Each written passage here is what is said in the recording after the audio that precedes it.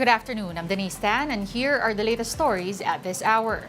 The Office of the Ombudsman is set to file plunder and malversation charges against Senator Jinggoy Estrada. And for the latest, we have mobile journalist Arles de los Santos. Arles, has the Ombudsman already filed the charges before the Sandigan Bayan?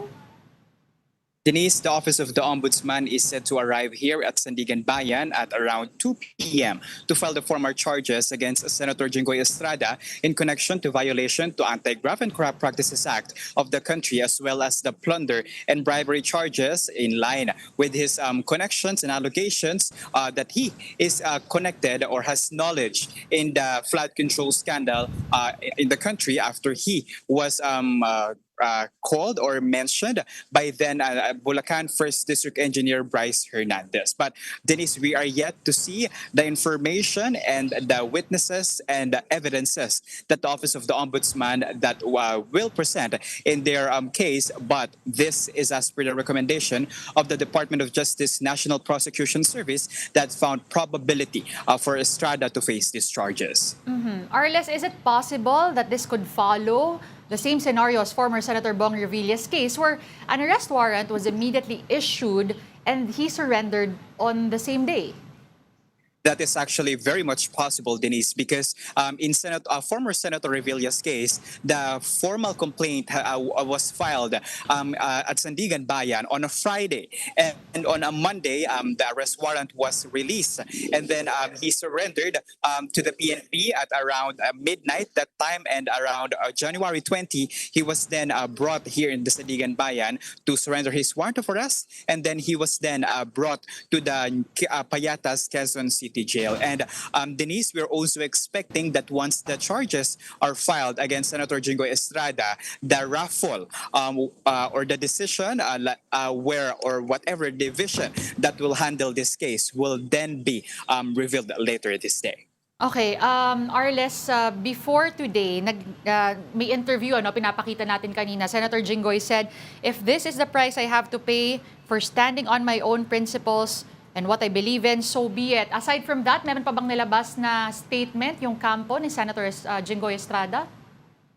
Aside from that, Denise, we did not receive anything from the camp of Senator Jinggoy Estrada, but he has said it again and again that the allegations towards him that he is connected and has knowledge in the flood control scandal of the government are all lies, and he denied all these allegations. But it's not just Senator Jinggoy Estrada that it is that might face these complaints before the Sandigan Bayan. We're also expecting within 2 weeks, as per Ombudsman Boying Rimulya, that Senator Joel Villanueva and other senators might face and other lawmakers actually will face complaints and violations and charges here at Sandigan Bayan, still in connection with the flood control scandal of the government. But Ombudsman Boying Rimulya has emphasized again and again that they are not singling out the majority members of the Senate. And if Sandigan Bayan does find probable cause or less, can they and how quickly can travel restrictions o kaya yung mga whole departure orders, how quickly can they be imposed? Well, we can expect that it will be on the same day that the warrant of arrest, Denise, will be released, because that's what happened to then Senator Bong Revilla. When the warrant of arrest was released, the whole departure order was released as well. So this might be the development that we need to look after and look into, of course. But then again, Denise, it's going to be a long and tedious process, and even we will wait if Estrada will also be allowed to post bail, because in the Revilla's graft case, he was able to post his bail, 90,000 pesos. But then in his malversation case, he was not allowed by the court to be released. That's why he filed for petition for bail. And with Estrada, what we're expecting is a plunder, bribery, and malversation case. These are the expected case to be filed by here at Sandigan Bayan. So we will see and look after this development. Denise. Okay, and Arles, have authorities confirmed the reports of a 568 million peso plunder complaint against Senate President or former Senate President Chiz Escudero over the flood control mess? Yes, Denise, we are still asking for some confirmation on more details on that from the Office of the Ombudsman. But then even then Senate President Chis Escudero has denied the allegations, and the 500 million plus allegations of corruption is actually higher than the initial findings and revelations in the investigation. That's just around 280 million that was brought to him through his alleged frontman or bagman, the businessman Maynard who actually Estrada Escudero and Ngu now has a precautionary hold departure orders. Denise. All right, thank you for that report, mobile journalist Arles de los Santos. On to another development, the Trial Chamber 3 of the International Criminal Court has set former President Duterte's trial for November 30 this year. The details in this report. Former President Rodrigo Duterte was still a no-show at the first status conference of Trial Chamber 3 of the International Criminal Court. This is for the crimes against humanity case filed against the former president stemming from his bloody drug war. Attorney Peter Haynes, who replaced Attorney Nicholas Kaufman, appeared on Duterte's behalf. According to the prosecution, they need until September 30 to complete the disclosure of evidence. After that, they said they would be ready to begin the trial proper on November 30. But Duterte's lawyer said the standard timeline is to begin the trial 3 months after the disclosure of evidence. That means, he said, the trial should start on December 30. We will be ready for whenever you want it to start, but our anxiety is that that should not be a date which leaves us with perhaps 1 or 2 months after the end of prosecution disclosure. The counsel for victims, meanwhile, agreed that the trial may begin on September 30 or November 30. But they said it would already be too long if the trial is pushed back to 2027. The trial chamber gave the prosecution until August 24 to submit its witness list and reports. The prosecution plans to present 70 witnesses, including 31 insiders. Their evidence list also includes around 197 speeches. But for Judge Joanna Corner of Trial Chamber 3, that numbers appears to be too many, especially if the testimonies would only be repetitive. 197 speeches seems to me, on the face of it, it's probably not the right word, but it seems to me too much. And I think you need to consider fairly carefully whether you need all 197. That will be narrowed. That we will make careful selections. We don't intend to introduce, I'm sure, all 197 of those. The prosecution will also use video-linked testimony for witnesses who cannot go to the ICC. The language to be used during the trial was also discussed. The prosecution proposed that the proceedings be broadcast in Tagalog to make it more understandable. It would be much, much better for the population and the victims and people interested in this case if it could be broadcast in Tagalog. Some of the poorer community, where many of the victims are from, do not have a good command. But will Duterte need an interpreter? He won't need interpretation. For now, Judge Corner has also asked accredited experts to review again the former president's fitness to stand trial. This comes after a new and separate request from the defense on May 25 to have Duterte undergo another medical assessment. The chamber is obliged to make a separate finding. I rather think we'll wait and see what the reports say before we make such a decision. In the middle of the status conference, Trial Chamber 3 agreed to set November 30 as the start of the trial proper.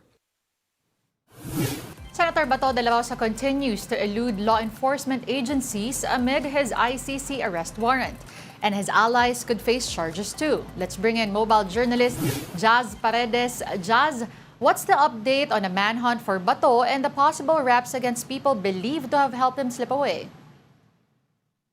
Yes, it is. No, this is in relation to the thorough investigation of the CIDG, where they have concluded that Senator Bato de la Rosa's hitch ride on Senator Robin Padilla's car was not a mere hitch ride, but a pre-planned and logistical maneuver specifically executed to avoid detection while escaping the Senate premises on May 14, 2026. So regarding our updates on the press briefing earlier, the CADG has referred a recommendation to or kasuhan nga si Senator Robin Padilla and 5 others for obstruction of justice dahil nga sa umano'y pagtulong sa pagtakas ni Senator Bato de la Rosa. And regarding doon sa details ng 6 na kataong sasampahan nito, Denise, no? So una na dito si Senator Robin Padilla, and for the profile of the others, first is the female security officer daw ni Senator Robin Padilla itself, and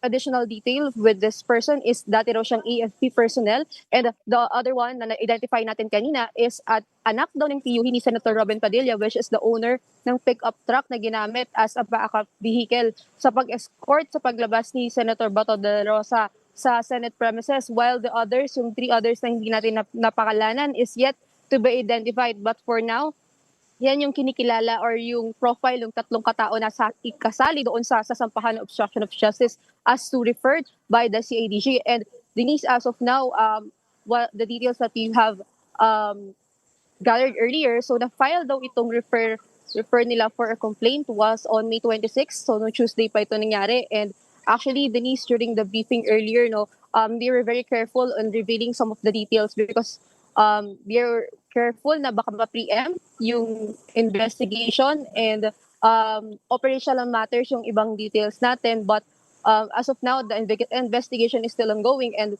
there is still yet to reveal kung ano ba yung connections din ng mga napuntahan nilang locations yesterday during their operations sa paghahanap nga kay Senator Bato de la Rosa. Denise. Okay, but Jazz, as of right now, have they confirmed, have the authorities confirmed that Senator Bato is still inside the Philippines, here in the Philippines? Denise, we have yet to confirm kung nandito pa nga ba sa Philippines si Senator Bato de la Rosa, but if we are to judge yung naging ops yesterday, nasa Luzon or within the Philippines lang yung kanilang ops, and although they have not confirmed nor denied kung nakita nga ba si Senator Bato de la Rosa doon sa 4 na locations na pinuntahan nila kahapon, which is 2 in Parañaque, 1 in Bulacan, and 1 in Balibago, Angeles, Pampanga. But until now, the investigation is still ongoing. And actually, kanina nga sabi nila, until now, they're still looking for possible leads kung nasaan nga ba si Senator Bato de la Rosa as of this moment. But they're not confirming or denying or hindi rin sila nagsasabi ng exact information kung kailan ba yung susunod na ops or saan ba yung tinitignan nilang leads, because they are very careful na baka nga daw ma-preempt or maka-apekto dun sa investigation if ever nga man maglabas sila ng information during the press briefing earlier. All right, thank you for that update. Mobile journalist Jazz Paredes reporting to us live from Camp Crame in Quezon City. Now, news on President Bongbong Marcos now on an official visit to Tokyo. On top of his agenda is stronger economic and diplomatic ties with Japan. Yesterday, the Philippines and Japanese firms signed 3 memoranda of understanding. These cover intelligent city initiatives in Makati, the development of smart life digital services, and expansion of a mobile wallet platform. Manila also secured an investment commitment worth $3.4 billion or about 210 billion pesos during the high-level Tokyo Business Roundtable. The commitment is expected to boost key sectors including trade, tourism, and infrastructure. Later in the day, President Marcos attended a state banquet at the invitation of Emperor Naruhito. He is expected to hold more meetings before his state visit ends tomorrow, May 29.